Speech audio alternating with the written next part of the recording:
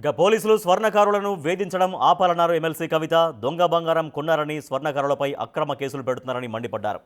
వేధింపులు మానుకోవాలని, కేసులకు భయపడి ఆత్మహత్యలు చేసుకోవాల్సిన అవసరం లేదని తెలిపారు. చేతి వృత్తులకు చేయూతగా స్వర్ణకారులను ప్రభుత్వం ఆదుకోవాలని డిమాండ్ చేశారు. 411 చట్టానికి సవరణలు చేయాలని సూచించారు. ఎమ్మెల్సీగా, జాగృతి అధ్యక్షురాలిగా బీసీల కోసం తాను ఉద్యమిస్తానన్నారు. స్వర్ణకార వృత్తిలోకి కేవలం స్వర్ణకారులే కాకుండా గౌడ్స్ కావచ్చు, వైశ్యాస్ కావచ్చు, అనేకమైన ఇతరులు కూడా వచ్చి చాలా చోట్ల బంగారు షాపులు పెట్టుకోవడము, నగలకు సంబంధించిన వ్యాపారాలు చేయడాన్ని మనం చూస్తూ వస్తున్నాము. అయితే పెద్ద పెద్ద సంస్థలు, మలబార్ లాంటి సంస్థలు, ఇంకోటి పెద్ద పెద్ద సంస్థలు వచ్చినటువంటి నేపథ్యంలో, రెడీమేడ్ షాపులు వచ్చినటువంటి నేపథ్యంలో స్వర్ణకారులకు వారి జీవనము నడవడమే ఇబ్బందిగా జరుగుతున్నటువంటి పరిస్థితిని కూడా మనం గమనిస్తున్నాం. అయినా ఒక మహిళగా ఒక మెట్టెలు చేయించాలన్నా, ఒక మంగళసూత్రం చేయించాలన్నా మనం ఇప్పటికి కూడా స్వర్ణకారుల దగ్గరికే పోతాం తప్పితే బంగారం షాపుకి పోయి కొనుక్కోవాలని అనుకోము. కాబట్టి ఇంత పవిత్రమైనటువంటి వృత్తి, ఆ వృత్తి చేసేటటువంటి వారందరినీ, వారి కుటుంబాలని కాపాడుకోవాల్సినటువంటి బాధ్యత మనందరి మీద కూడా ఉన్నది. మిత్రులందరినీ కూడా నేను కోరుతా ఉన్నాను, ఏ సమస్య కూడా జయించలేనిది కాదు. మనందరం కలిసికట్టుగా ఉండి జయిద్దాం. దానికి సంబంధించి మీరు మనసు బాధపట్టుకోకండి, ఆత్మహత్యలకు మాత్రం మీరు వెళ్ళొద్దండి. సైనైడే ఇవాళ పెరగన్నమయ్యేటటువంటి పరిస్థితి మరి స్వర్ణకారుల విషయంలో జరుగుతున్నది. చాలా బాధాకరంగా ఉన్నది.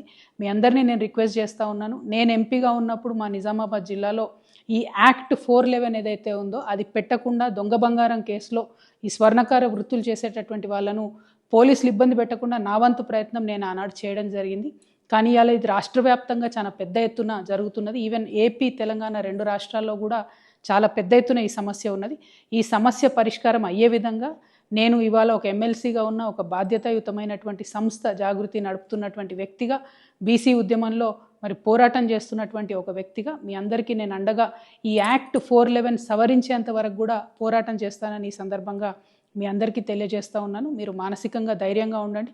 ఎట్ ద సేమ్ టైం నేను ప్రభుత్వాన్ని కూడా డిమాండ్ చేస్తూ ఉన్నాను, పోలీసులు తమ పని సులువు చేసుకోవడానికి దొంగ కన్నా ముఖ్యంగా వెళ్ళి స్వర్ణకారులను పట్టుకోవడం జరుగుతూ ఉన్నది. ఇది వారి ఆత్మగౌరవానికి సంబంధించినటువంటి అంశం, వారి కుటుంబ భద్రతకు సంబంధించినటువంటి అంశం. కాబట్టి పోలీసు వాళ్ళు చాలా సున్నితంగా ఈ వ్యవహారాన్ని డీల్ చేయాలని చెప్పి కూడా నేను కోరుతా ఉన్నాను. ఎట్ ద సేమ్ టైం మనం అభివృద్ధి కోసం కూడా చాలా ప్రయత్నం చేయాలి. కాంగ్రెస్ పార్టీ కామారెడ్డి డిక్లరేషన్లో వృత్తి పనిదారులందరికీ కూడా ప్రతి జిల్లా హెడ్ క్వార్టర్లో 5 ఎకరాల స్థలం ఇచ్చి షాపింగ్ మాల్స్ కట్టిస్తామని చెప్పడం జరిగింది.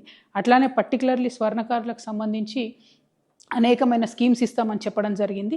ఆ స్కీమ్స్ అమల్లోకి తీసుకొచ్చినట్టయితే మన స్వర్ణకారుల బిడ్డలు కూడా కార్పొరేట్ సంస్థలకు తీసిపోని విధంగా ధీటుగా మంచి మంచి బ్రాండ్స్ని కూడా నిర్మించేటటువంటి సత్తా ఉన్నవాళ్ళు, సెంటిమెంటలీ మాకు మహిళలందరికీ స్వర్ణకారులే కావాలి కాబట్టి స్వర్ణకారులు చేసే వృత్తిలో ప్రభుత్వం తోడ్పాటు అందించాలని చెప్పి ఈ సందర్భంగా నేను డిమాండ్ చేస్తూ ఉన్నాను.